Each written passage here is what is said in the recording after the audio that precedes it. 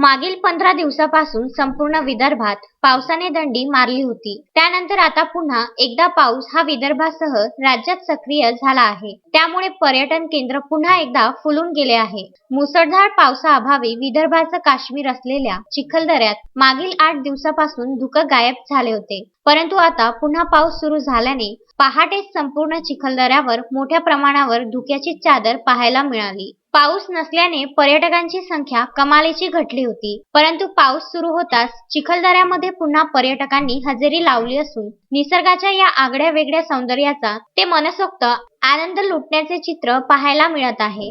सध्या जुलैचा पहिला आठवडा सुरू असल्याने संपूर्ण मेळघाटात धुक्याची आणि हिरवळीची चादर पसरली आहे. त्यामुळे संपूर्ण विदर्भातील पर्यटकही मोठ्या संख्येने दाखल होत असून छोटे मोठे धबधबे ही कारवाई झालेली असून हे धबधबे पर्यटकांसाठी कमालीचा आकर्षणाचा विषय ठरत आहे.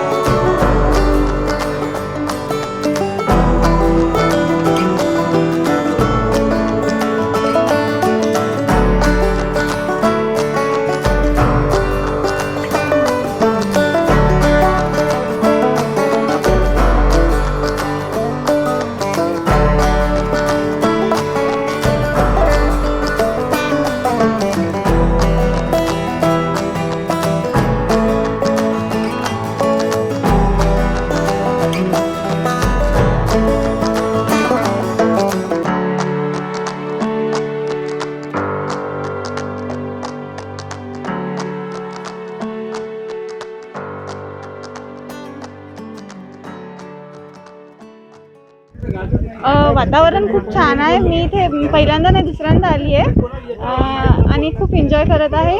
आणि बाकी म्हणजे ज्यांना म्हणजे कोरोनानंतर कुठे भेट द्यायची इच्छा असेल तर चिखलदरा खूप मस्त प्लेस आहे. चिखलदरा म्हटलं तर आपण याला विदर्भाचे काश्मीर असे म्हणू शकतो आणि विदर्भाचे नंदनवन पण आपण याला म्हणू शकतो. सध्या वातावरण खूप छान आहे आणि आज रविवार असल्यामुळे आम्ही सगळे मित्र इथे फिरायला आलेलो आहे.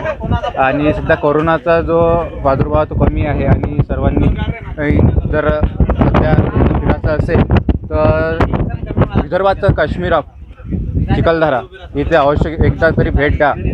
आणि वातावरण खूप छान आहे, त्याचा आनंद घ्या. पण कोरोनाचे नियमसुद्धा पाळा. मी मास्क घातला नाही याचा अर्थ हे नाही आहे की तुम्ही घालू नका. मास्क आहे माझ्या खिशामध्ये, पण तुम्ही मास्क घाला आणि एकदा तरी चिखलदरा फिरायला या. मारुती पाटणकर, विदर्भ न्यूज, चिखलदरा.